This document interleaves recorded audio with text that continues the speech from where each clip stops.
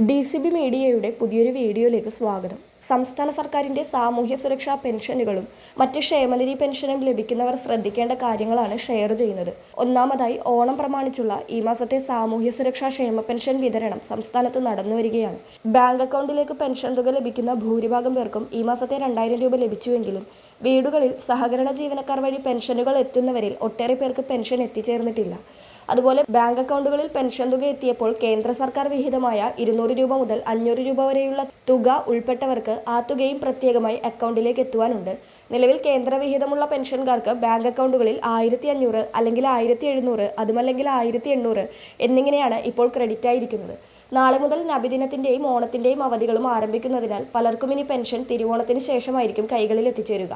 ഈ ഒരു സാഹചര്യം മുൻകൂട്ടി കണ്ട് ഓഗസ്റ്റ് മാസത്തിലെ ക്ഷേമ പെൻഷൻ വിതരണം ഓഗസ്റ്റ് 31-ാം തീയതി വരെ തുടരുന്നതാണെന്ന് ധനവകുപ്പ് വ്യക്തമാക്കിയിട്ടുണ്ട്. അതിനാൽ തിരുവോണത്തിന് മുൻപ് പെൻഷൻ തുക ലഭിക്കാത്തവർക്ക് ഓണത്തിന് ശേഷം തുക അക്കൗണ്ടുകളിലേക്കോ അല്ലെങ്കിൽ കൈകളിലേക്കോ എത്തിച്ചേരുന്നതാണ്. ക്ഷേമ പെൻഷൻ വീടുകളിലേക്ക് ലഭിക്കുന്നവർ അറിയേണ്ട മറ്റൊരു കാര്യം, സഹകരണ ജീവനക്കാർ വഴി വീടുകളിലേക്ക് ലഭിക്കുന്ന അവസാനത്തെ ഓണപ്പെൻഷൻ ആയിരിക്കും ഇത്. കാരണം ഡയറക്റ്റ് ടു ഹോം എന്ന രീതിയിൽ സഹകരണ ജീവനക്കാർ പെൻഷൻ ഗുണഭോക്താക്കളുടെ വീടുകളിൽ പെൻഷൻ എത്തിക്കുന്ന രീതി സർക്കാർ അവസാനിപ്പിക്കുകയാണ്. നിലവിൽ വീട്ടിൽ പെൻഷൻ നേരിട്ട് ലഭിക്കുന്നവർക്കും ബാങ്ക് അക്കൗണ്ടുകൾ വഴി തന്നെ പെൻഷൻ വിതരണം ചെയ്യുവാൻ സർക്കാർ തത്വത്തിൽ തീരുമാനമെടുത്തു കഴിഞ്ഞു. അടുത്ത മാസം എന്നു മുതലാണ് ഈ മാറ്റം കൊണ്ടുവരുന്നതെന്ന് സർക്കാർ ഭാഗത്തു നിന്നും അറിയുവാൻ സാധിക്കും. അതോടെ നിലവിൽ വീട്ടിൽ പെൻഷൻ ലഭിക്കുന്ന 24 ലക്ഷത്തോളം പേർ അവരുടെ ബാങ്ക് അക്കൗണ്ട് വിവരങ്ങൾ കൂടി പെൻഷൻ ലഭിക്കുന്നതിനായി നൽകേണ്ടി വരും. നിലവിൽ ഏതെങ്കിലും സേവിങ്സ് ബാങ്ക് അക്കൗണ്ട് ഉള്ളവർ ആ നമ്പർ ഇനി അക്കൗണ്ടൊന്നും ഇല്ലാത്തവരാണെങ്കിൽ ഏതെങ്കിലും ബാങ്കിൽ പുതിയ അക്കൗണ്ട് തുടങ്ങി ആ നമ്പറും നൽകേണ്ടതായി വരും. കിടപ്പ് രോഗികൾക്ക് മാത്രമായിരിക്കും ഭാവിയിൽ നേരിട്ട് വീടുകളിൽ പെൻഷൻ തുക എത്തിച്ചേരുക. അടുത്തത്, സംസ്ഥാനത്തെ പ്രവാസി ക്ഷേമനിധി ബോർഡ് വഴിയുള്ള പെൻഷൻ വിതരണം ഇന്നു മുതൽ ആരംഭിച്ചിട്ടുണ്ട്.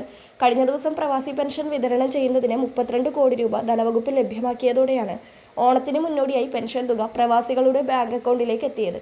കഴിഞ്ഞ സർക്കാരിൻ്റെ കാലത്ത് പ്രവാസി ക്ഷേമനിധി ബോർഡിൻ്റെ പെൻഷൻ ഫണ്ട് വക മാറ്റി ചിലവഴിച്ചതിനെ തുടർന്നുണ്ടായ സാമ്പത്തിക പ്രതിസന്ധിയാണ് പെൻഷൻ വിതരണത്തിൽ കുടിശ്ശിക വരുത്തിവെച്ചത്. പ്രവാസി സമൂഹത്തോടുള്ള പ്രതിബദ്ധത മുൻനിർത്തി നിലവിലെ സർക്കാർ വിഷയത്തിൽ ഇടപെടുകയും ആദ്യഘട്ട തുക അനുവദിക്കുകയുമായിരുന്നു. കുടിശ്ശിക തുക അനുവദിക്കാനുള്ള നടപടികൾ വേഗത്തിലാക്കാൻ മുഖ്യമന്ത്രി നിർദ്ദേശവും നൽകിയിട്ടുണ്ട്. ഇതോടൊപ്പം സങ്കടകരമായ ഒരു കാര്യം, ഓണം എത്തിയിട്ടും കെട്ടിട നിർമ്മാണ തൊഴിലാളി പെൻഷൻ വിതരണത്തിൻ്റെ വിവരങ്ങളൊന്നും ഇതുവരെയും വന്നിട്ടില്ല. സർക്കാരിൻ്റെ ധനസഹായമില്ലാതെ കെട്ടിട നിർമ്മാണ സെസ്സിലൂടെ കിട്ടുന്ന തുകയും അംഗങ്ങൾ അംശാദായം അടക്കുന്ന തുകയും ഉപയോഗിച്ചാണ് പെൻഷൻ വിതരണം നടത്തേണ്ടത്. കെട്ടിട നിർമ്മാണ സെസ് ശരിയായ രീതിയിൽ പിരിക്കുന്നതിലെ അലംഭാവവും ക്ഷേമനിധി ബോർഡിൻ്റെ പിടിപ്പുകേടുമാണ് ഒട്ടേറെ മാസങ്ങളിലെ കുടിശ്ശികയ്ക്ക് പ്രധാന കാരണം. നിർമ്മാണ തൊഴിലാളി പെൻഷൻ വിതരണത്തിൻ്റെ ഔദ്യോഗിക അറിയിപ്പുകൾ എന്തെങ്കിലും എത്തുകയാണെങ്കിൽ ചാനലിലൂടെ നിങ്ങളെ അറിയിക്കുന്നതാണ്. മറ്റൊരു ഇൻഫോർമേറ്റീവ് വീഡിയോയുമായി വീണ്ടും കാണാം.